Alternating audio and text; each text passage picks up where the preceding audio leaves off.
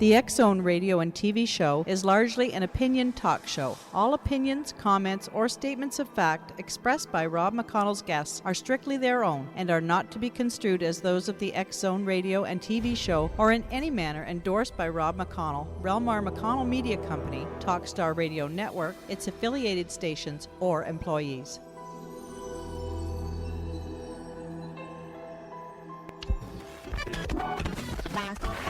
All Hit Radio.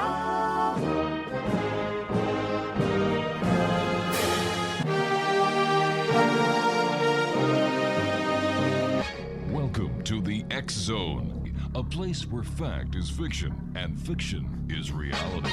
Now, here's your host, Rob McConnell.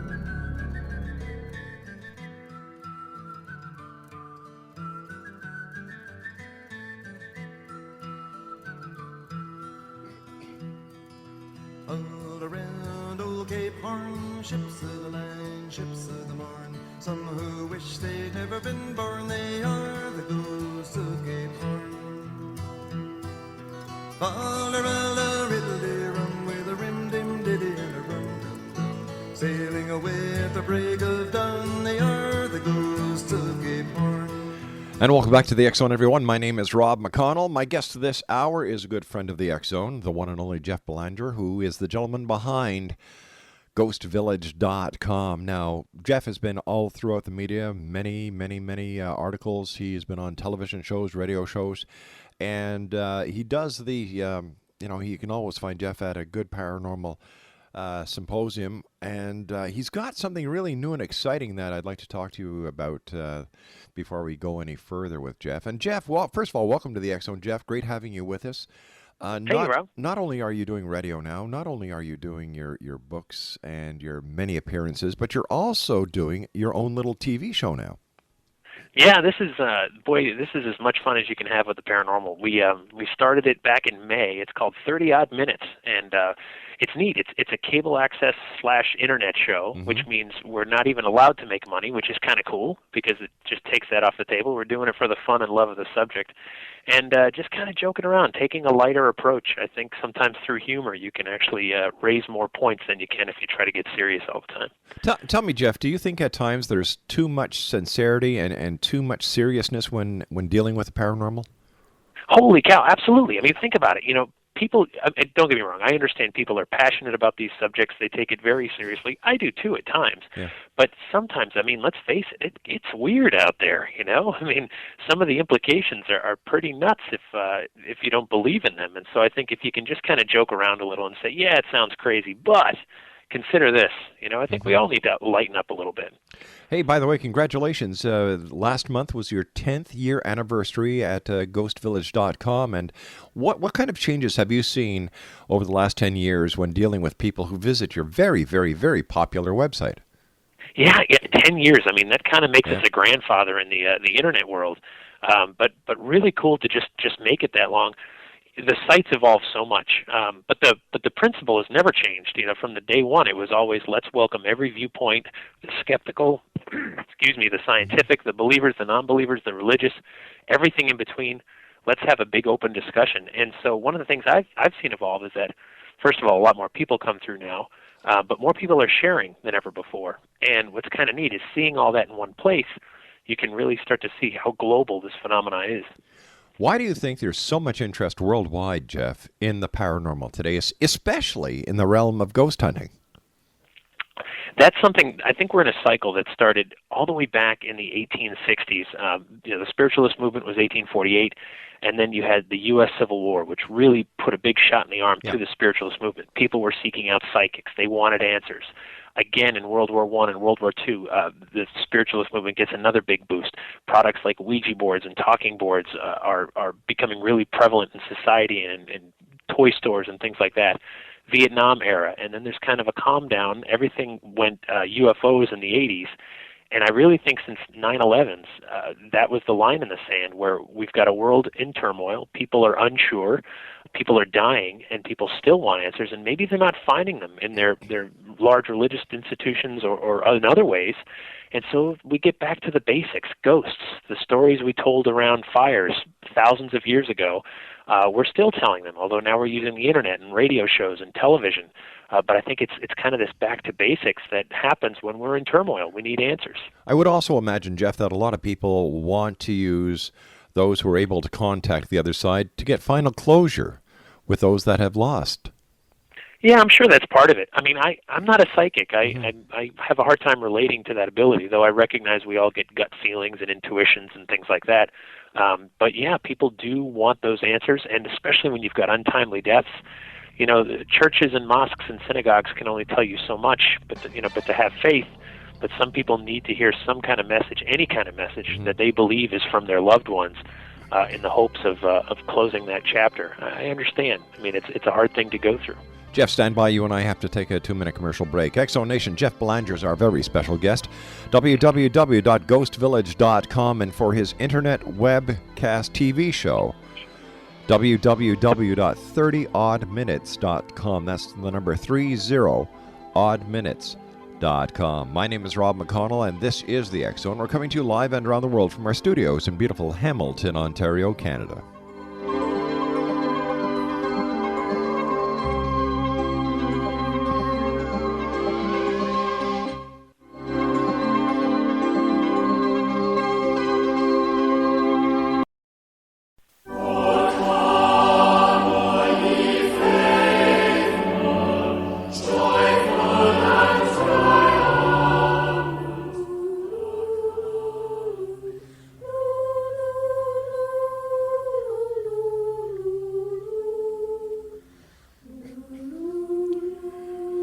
Welcome back to the X-Zone, everyone. Jeff Belanger is with us from ghostvillage.com. They've just celebrated their 10th anniversary. And Jeff, to you and everyone else at ghostvillage.com, congratulations. And, you know, you and I have talked many times on the popularity of the paranormal.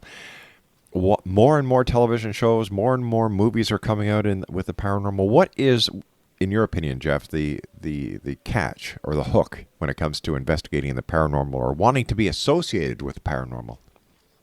I think people want to walk where the legends walk. They want to wrap their hands around this. Not so much at home. I think very few people would actually want to invite this stuff into their home. But there's such a romantic notion of going out on a dark, scary night, going into the cemetery, going into the old abandoned building, having an experience that you can come home and talk about and remember for the rest of your life. It's this profound human experience. You know, people have climbed Mount Everest. Many have. People have flown into space. People have walked on the moon. We've walked on the bottom of the ocean. This is a realm where that still holds a lot of romantic ideas. It's still an unknown that's around us. You don't have to go to the Himalayas for this kind of phenomenon. And so I think that's a big part of it. It's the idea of legend tripping, the idea that you want to wrap your hands around a legend, a story that gets told again and again, and something you may have heard about since you were a kid, and that's what people want to do. They want to touch it. Legend tripping, what's that all about, Jeff? Legend tripping is actually an insider folklorist term that's been around for a number of years, and it's been mainly used to describe, I think, what a lot of us did as kids. You know, the idea that, you know, you heard the cemetery on a full moon is haunted, and so you'd go running through there and see if you could experience something. But today, I think anyone who's ever been on a ghost tour, anyone who's ever gone to a city and said, hey, let's take the ghost tour, you're legend tripping. You heard that it's haunted, you want someone to show you where, and you want to step where the ghosts are said to step. And not only that, you can take it to a much broader paranormal spectrum. It's not just ghosts, it's monsters, it's sea creatures, it's Loch Ness, it's Bigfoot, it's even UFOs, going to Roswell and looking skyward thinking you're going to see something that might come down from another world. You've heard the stories and you're chasing the stories. Every single ghost TV show or whatever that you've seen it all started with a story. And what every paranormal investigator is trying to do is wrap their hands around that story with gadgets now. Now they're using EMF meters and thermal imaging cameras and night vision and all this other stuff, trying to say, is there something to this story? But it all started with just a great legend that got spread by word of mouth. Jeff, considering how popular the subject of ghosts and haunted places has really become recently, does this make your job easier to find? Or does it make it harder to find these different haunts as well as the documentation that goes along with the hauntings? It's definitely getting more difficult these days, and the reason is that so many people are interested, and so people want to believe, they want to have an experience, and no matter how small or whatever, they're sending it to me, they're calling, they're emailing. And that's a little bit difficult to weed through all that. And then the other part of it is that I recognize that ghosts are good for business. I mean, these pubs and restaurants and even inns and hotels, a good ghostly legend brings in business. People go way out of their way. And so when they call and say, hey, you can come stay here for free, we'll give you a free dinner, whatever, come write about our ghosts. I'm not saying they're lying, but certainly they could be exaggerating, or the other problem is that you've got to go back. You've got to talk to previous owners. You've got to talk to previous employees, people who don't care about how the business does, to find out, is there any validity to these stories, to these legends? And that's one of the things that it makes it so hard, because everybody thinks they've got a ghost now. Everything that bumps in the night must be haunted, and it's getting tricky. I wish I could afford an assistant to just help sort through some of this stuff. Tell me, Jeff, what's the difference between a ghost haunting and a place where there is demonic experiences happening, or believed demonic experiences? I think believe is the key word here. It all comes down to belief. You can have the same phenomena, and this is one of the problems I've had with with people who call themselves demonologists, is that they're going in and imposing their belief system on somebody else. So, for example, someone says, something's happening in my house and I'm scared. Well, there's a lot of things that can happen that would scare you. Anything unknown can be frightening for a lot of people. So if there's a knock on the wall, if there's footsteps or whatever, that can be very frightening. And so the demonologist comes in looking for demons. Meanwhile, maybe a raccoon's in the attic, and that's the footsteps up there. But at the same time, the demonologist is now imposing their belief system on the people who live there. And that's so frightening. That's so much worse than ghosts. Real demon cases, while I accept them as a possibility, based on some of the things I've researched and looked into and some of the people I've talked to, I accept it's a possibility, but I think it's so exceedingly rare that most people shouldn't spend too much time worrying about it. You're talking about real dangerous situations, and in most cases, it's just scary basically because it's unknown. And I think it is getting a bit out of hand, because all the TV shows, it used to be ghosts were enough, but now it's got to be demons. It's got to be dark, scary things all the time. And I'm just not sure there are enough demons to go around to make all these TV shows. Jeff, you and I have known each other for a number of years, and I still can't understand how so many people want to investigate the paranormal at night, yet when you and I know that the paranormal is also happening during the daytime hours. I was wondering if you could help me understand this. Yeah, no, I mean, that's part of it. I think there's a number of factors. Number one, some people have day jobs, and that's the only time they can get out. That's part of it. Another part of it is there's a deprivation of senses that happens at night, where you can't see as much. There's less distractions. So, for example, if you go at 3 o'clock in the afternoon to a haunted business, there's going to be hustle and bustle, people delivering things, people working there. So if you heard voices or footsteps, it's pretty inconclusive considering all the people that might be around. So at night, a lot of those factors are eliminated. Not completely eliminated, especially depending on the business, but that's certainly part of it. So if your senses are a little heightened because it's dark, because you can't see as well, so you hear and feel things that you might not hear or feel during the day, that's part of it. The other part of it is that it's pretty interesting. If you ever look at a global view from space of the Earth, if you could see our electromagnetic field, it's really compressed and concentrated on the side that's facing the sun, with good reason. It's got to keep those dangerous UV rays out of our atmosphere that would cook us. On the dark side, it's a lot lighter. So there's a different electromagnetic field on the nighttime side of the Earth. And so maybe these things are getting charged up all day, and then, manifesting at night once they're charged. Now, of course, there's plenty of ghostly experiences that have occurred during the day, plenty of stories about people seeing things, hearing things, and all those other, all the other senses that are involved. But yeah, there's something about the nighttime that just brings these things out. You were mentioning footsteps before, and I was wondering how something that cannot be seen, has no physical mass or weight, can make footsteps. That's a greght question. And so, are they making footsteps, or is it the projection of footsteps? One example I've done in a lot of lectures is I've asked people to just kind of close their eyes and picture themselves in an environment where they're comfortable, wherever, your bedroom, your living room, whatever. And then I ask people, did you see your feet? Often people don't. Were you dressed, for example? One question people ask is, why aren't ghosts naked? Which is a great question. Maybe a human has a soul, but would your blue jeans or your wedding dress or whatever have a soul that would stick around? Right. And so when people picture themselves, they're usually clothed, except those exhibitionists out there. I'm not naming any names, Rob. But I'm blushing. but they often don't see their feet. And so if a ghost might be a projection of what someone wants us to see, maybe those footsteps are a projection of what someone was doing at one point. Not so much to do with the dead, but maybe to do with the living person, that they are picking up on something residual, that they're hearing something that was there at one point but isn't there right now. We don't know. That's a great question. I can understand, Jeff, for example, many ghost writers, ghost researchers, ghost hunters go to battlefields like Gettysburg where there was a lot of death, a lot of misery, a lot of pain and suffering. I can understand that place being haunted. I can understand places around the world where there have been tragedies, great number of losses, ghosts being seen there. But I can't understand why a ghost would hang around a graveyard when they didn't have any interaction with that site. Yeah, no, and I think that has a lot more to do with the living than the dead. Graveyards really have all to do with the living, very little to do with the dead. It's a place for a memorial. It's a place to put those mortal remains. And I've always thought that people walking in a cemetery, whether it's conscious or subconscious, you know that that's your own inevitable fate. One day you too will be in the ground, or whatever your final plans are, but you're going to die. And it's a reminder when you're in a cemetery. That fear raises your senses just a little bit, makes you a little bit hyper-aware. And maybe you're picking up on something almost like the idea of psychometry, the idea where you hold someone's possession and you get a sense of what they look like, just kind of from an imprint that might be left on that object. I think the imprint is the bones, the mortal remains of these people. I don't believe that they would be hanging around a cemetery. Why would you? Only the ghosts of ghost hunters will be hanging around a cemetery one day. If you could go anywhere, I think you're going to go to where you were comfortable, where you were, familiar, whether that's your work or your home or whatever.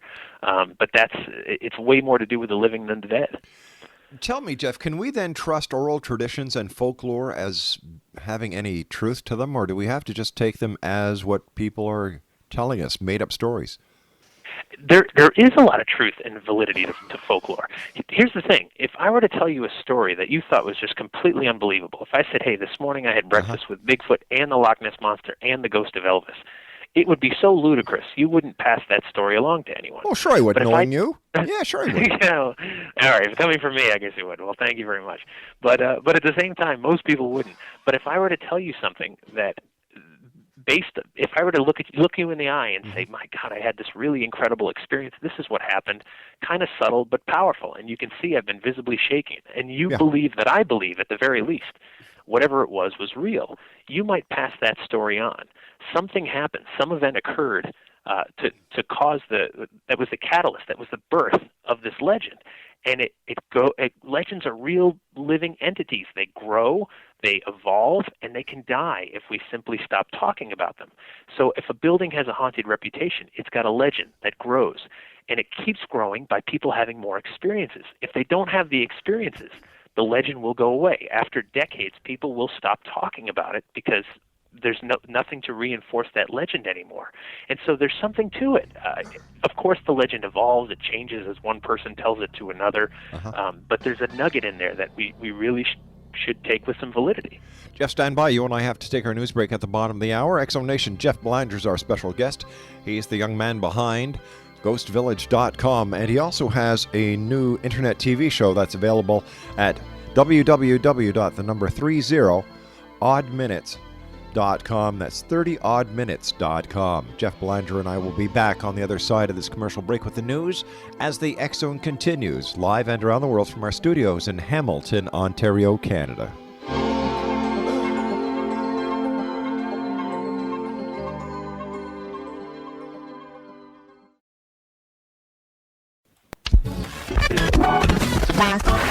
All Hit Radio.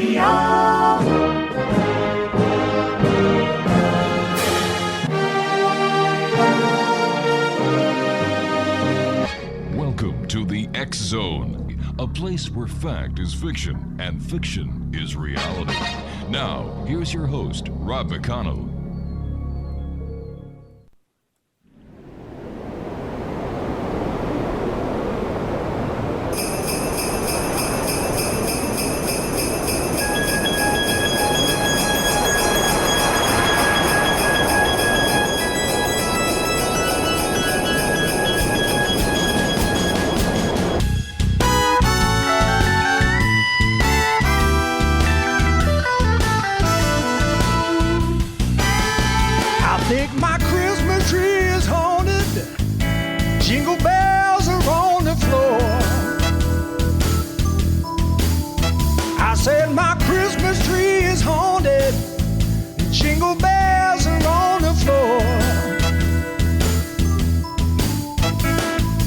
Footsteps in my attic and strange knocks upon my door.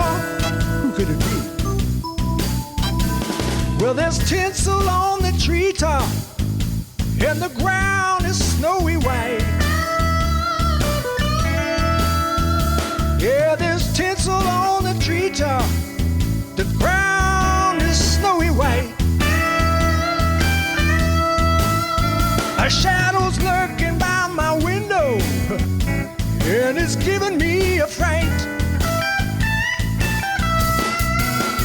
I think my Christmas tree is haunted. The balls just shimmy and shake. Welcome back to the X Zone, everyone. My name is Rob McConnell. Jeff Belanger is my special guest, and we're playing a song called My Christmas Tree is Haunted. And Jeff, what's the significance of this song? Well, I just wanted to capture the joy and beauty of the season, Rob, of course. You know, it's about the kids. Just kidding. Every Christmas I get more irreverent than the one before, and this is actually the third Christmas song I've written, but I partnered with some pretty talented people. My buddy John Judd, who I grew up with and been my best friend since childhood, is a musician who did all the music, and my father-in-law, Robert Peckman, who's actually been a singer his whole life, had a top 40 hit in the 70s, did the vocals on it, and put together this song really close to Christmas last year. And this year it was actually selected for the Rock for Xmas Christmas CD, which goes to benefit charity underprivileged families in the Massachusetts, Rhode Island, Connecticut, New England area. And it's going to be on a CD that also has songs from Eddie Money and Cheap Trick. And who would have thought that this paranormal guy from Massachusetts would be, having musical aspirations that would reach that high? It's just a hoot. So where can people get copies of this? Where can they go online and buy the CD so that a percentage will be going to these needy families? Yep, you can. You go to rock4xmas, XMAS, .com, and you can get the CD there. I think it comes out this week, so it's just about to be released. And there's actually a tour that'll be New York, Massachusetts, Rhode Island, coming up in the next couple of weeks if people want to go to the shows and see Eddie Money and some other great bands. And also, I'll be at least at one of them in Fairhaven, Massachusetts on December 4th. So it'll be a lot of fun. That's great, Jeff. You do a great job, and I know that you do a lot of help behind the scenes for those who need it. So, you'll be blessed for this later on, my friend, if you're not already. You've got a beautiful family, wonderful daughter, and great friends. What more can a man ask for? No, life is great. It really is. I'm lucky. I'm blessed to be able to do what I love for a living and have a lot of fun projects and do things that I kind of only dreamed about as a kid. I really am living the dream and fortunate. So thank you to you for having me on so often, and for people who've been buying my books and supporting me over the years. It's a real blessing. Well, Jeff, you're living proof that the only difference between a dream and reality is making it happen. And it doesn't come easy. There's a lot of hard work and a lot of dedication that has to go behind the making that dream happen. Oh, of course. And you've got to love what you do. Yeah. I mean, that's the bottom line, because if you don't, it'll grind you down to nothing. It can't feel like work, otherwise you can't do it at night and on weekends and early in the morning and at all hours and on holidays and when you'd rather be doing something else, or maybe when you should be doing something else. And so it's been 15 years in the making, and only now is it seemed to be getting a little bit easier after all this time. But I do love it and couldn't imagine doing anything else. Jeff, are legends still being born today? Absolutely, and not only being born, they're being propagated faster than ever. And not only are legends being propagated in your town and city, they're showing up as almost copycat on different parts of the world. One of the best examples is a phenomena that folklore is called the Phantom Hitchhiker. And you think of like Resurrection Mary in the south side of Chicago, probably the world's most famous if we had to pick one. But there's also one in Massachusetts called the Red-Headed Hitchhiker of Route 44. Though the names are different and the locations are different, the stories almost parallel each other. You pull over, you think someone's in distress, they get up to the car and disappear, or they get in the car and disappear, or they jump in the road and you screech to a halt and there's no one there. These kind of things turn up again and again, and I wonder if different locations feel like, well, we need one of those too. I heard about Resurrection Mary, and I heard about the White Lady of Easton in Connecticut. Maybe we need one here in Texas. That's part of it. Other legends, get born because someone puts it on the internet in a blog. They said, gee, this building I went to, I saw a ghost, and then someone else responds and says, hey, I saw one too, and I don't even know you. That's amazing. A legend is born that quick. So the good news is those of us who study this stuff can respond quicker than ever, but it's also, like I said earlier, it's just getting really crowded out there with different stories from all over the place. So, Jeff, as a person who is a historian of the paranormal, how do you document something that changes on almost a daily basis? Like, it must drive you crazy. It does, but also I love the challenge. What interests me, especially lately, is getting to the roots of legends, being able to go back. Some of these legends only go back, 10, 20, 30, 40 years, and historically speaking, that's not a long time. You can find plenty of people who were still alive back then and who may be able to shed some light on how these things were born. Mm-hmm. And I think that's just so much fun, because that's the reason I got into any of this in the first place, was to try to solve some of the mysteries. I think at first it was, well, there's a ghost, let's figure out who this ghost was in life. And now when you get into legends, you can actually, if you go back far enough, you can sometimes say, oh, wow, there was a car accident right here on Route 44. And ever since then, people have been talking about this Phantom Hitchhiker. And that was the start of it. And this is who people think it is. And that's what one person said. And it really kind of grows exponentially from there. So all I can do is come at it like a journalist, get the facts, know what took place historically, interview the eyewitnesses about what they saw. I'm really not interested in secondhand stories. I want firsthand accounts where people said, I stood here and this is what manifested right in front of me. Document that. You don't have to believe. You don't have to trust that person, but I believe that they believe, and that's enough for me to at least put it out there of what's going on, especially at places that have haunted reputations. Maybe there's something more to it than just a story, and that's what really keeps me going. Jeff, I can understand the haunted person. I can understand the haunted bar or hotel that is still standing today. I can even understand the sighting of haunted animals. But when it comes to the sighting of haunted trains, how do you explain this? Yeah, isn't that interesting? We said earlier, like, why wouldn't ghosts be naked? Yeah, exactly. Yeah, right. And so the train, and I think in cases like that, you're looking at something that we would call residual or an imprint left on a location. Maybe there was a train there at one point in time. Maybe there was some kind of horrific accident that's just replaying over and over like a movie, and people pick up on it. People talk about it. There are ghost trains all over. There's one in Long Island. There's one in Ohio. There's, where people report this thing coming through. And often what lends credence to these legends is people will put specific times on it. And that's always interesting. It's always midnight on a certain date, where you say to yourself, well, okay, let's go there at midnight on that date and see what happens. And you could. Very few people actually do, but it's just one of these little factual nuggets that make these legends memorable and make people pass them on, because that's the implication. Like, well, you could go there on the 31st of July at midnight and you too could see this ghost train if you were so inclined. It's the reason we keep passing these things around. But yeah, are there really trains, or were they there at one point and some people pick up on them? Every legend's different. Jeff, you and I have talked about the connection between ghosts, ghost haunting, ghost sighting, ghost trains, and other aspect of ghosts.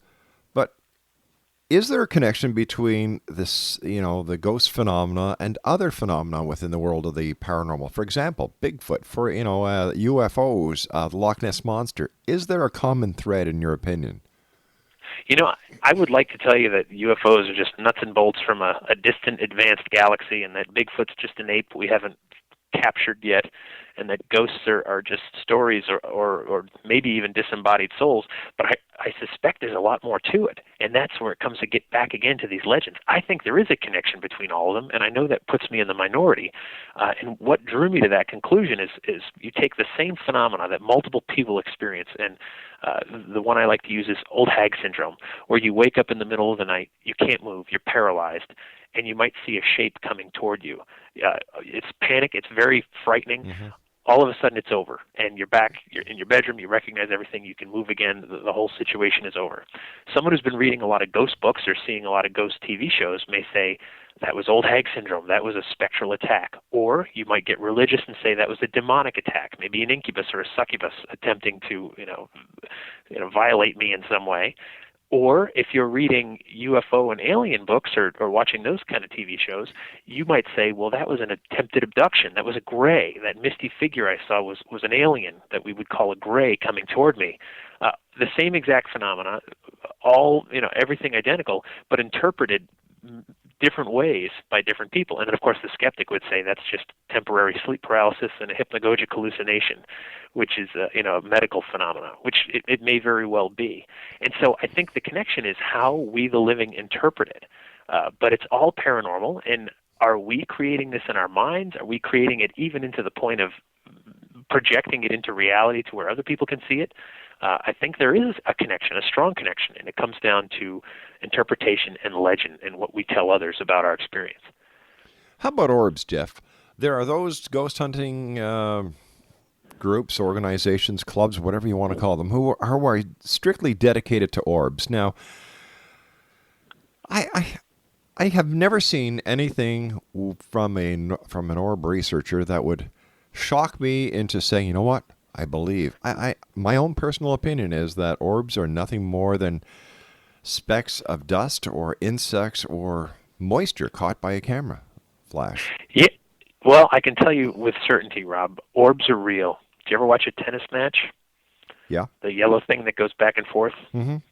That's an orb. Do you ever watch a basketball game, the orange thing that goes in the basket? Also an orb. No, round spherical object. You know what I'm talking about, Jeff. I know. You're right, and this comes down to, and this is one of the parts that I struggle with, especially people who are new in the paranormal. Really hold on to these, because for them, they're out looking for something, and this orb gives that person some kind of sign that they're onto it. I agree with you. I think it's dust, moisture, bugs. I've called camera companies and said, how does this happen, and gotten really good explanations. Yeah. I've reproduced it. If you want to try this at home, take some tissue like you blow your nose with and just rub it together on itself real quick, and then pick up your camera and take a picture. You'll see dozens of orbs in there. I don't think your tissue's haunted. But I think what's happening is your camera's trying to compensate for all kinds of particles that are too close to the lens. And so you get these little glowing balls. Now, I've learned years ago, as people would show me these things at conferences and things, where I'd say, listen, there's a perfectly natural explanation. And they'd look at me incredulous and say, you insensitive jerk, that's my Uncle Larry. And then I'd say, oh, okay. And I've come to realize that that's almost like attacking a belief system. So really all I can do now is just kind of nod and say, what else do you have? I don't personally believe that there's anything to it. And the only reason I don't totally dismiss it is because I know of people, and I've actually seen a video of glowing balls of light in an environment. I know of people that have witnessed this, but they didn't have a camera, although I did see this one video that was taken at the Steve Lee House in Colorado by Dennis William Hawk, actually, was one of the people working on that. And he showed me the video where you see this glowing ball of light that produces light. It would go by a tree and light up the tree for a moment wherever it passed near. And I said, I guess you can't completely dismiss orbs, because I can't explain what the heck that thing is. But otherwise, every photo I've ever seen, I don't think there's much to it. How about ghost lights? We don't hear a lot about ghost lights anymore. Yeah, ghost lights. One of the things with ghost lights, especially over cemeteries and swamps and all this other stuff, the idea, at least maybe the rational explanation, is that it's simply methane that's been ignited. You've got decomposition happening below the ground in all kinds of ways, not just with human bodies. and it gets trapped, and sometimes it makes its way up, and if it gets ignited, poof, you've got a glowing ball of light for just an instant until the methane burns up. Swamp gas is one word for it, or ghost lights. That the video I saw that Dennis Hawk showed me, I would have to say that's probably the real thing, or unless someone's fooling with us, that's something. And maybe the reason we don't hear about it much anymore is that we've got a society that's way more interested in a lot more profound experiences. Ghost lights might have been enough 20 years ago. Wow, these glowing balls of light over a cemetery or a wooded trail. And now we need to see full-bodied apparitions. We need to see demons and monsters and stuff like that. It's kind of a reflection of our tolerance for evidence, or at least stories worth sharing. Jeff, stand by, my friend. You and I have to take our final commercial break for this hour. X-Zone Nation, Jeff Belanger is our special guest. www.ghostvillage.com. And Jeff has his TV internet show on, available at www.30, that's the number 30, oddminutes.com. 1-877-610-7035 is toll free throughout the U.S., Canada, Alaska, and Hawaii. My name is Rob McConnell, and you're listening to us live and around the world from our studios in Hamilton, Ontario, Canada. Was a little boy waiting anxiously, pacing round like little boys do, and in his hands he held a pair of shoes, and his clothes were worn and old. He was dirty from head to toe. When it came his time to pay, I couldn't believe what I heard him say. Sir, I wanna buy these shoes for my mama, please. It's Christmas Eve and these shoes are just... Do you hear what I hear? Said the night wind to the little lamb.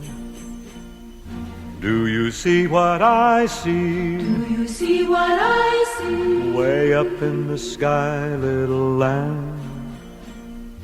Do you see what I see? Do you see what I see? A star, dancing in the night with a tail. Oh, for God's sake, it wasn't a star, it was an orb, for goodness sake. They don't know the difference between a star and an orb. Jeff Belanger is our special guest. First of all, Jeff, as always, great having you on the X-Zone. Congratulations on all the great things you do.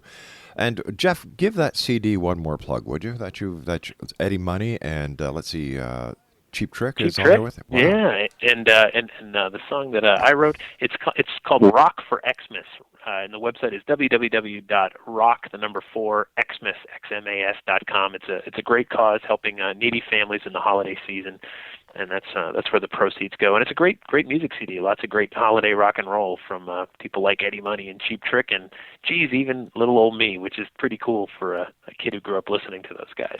Not bad for a spook buster. No, I know, not bad at all, huh? I'm telling you, if this book thing doesn't work out, maybe it's time to hit the road with the old guitar. Geez, I don't know, Jeff. You're certainly one of the most noted professionals in the business right now, and I have to ask you this: are you a Satanist or a demonologist? I'm a Satanologist.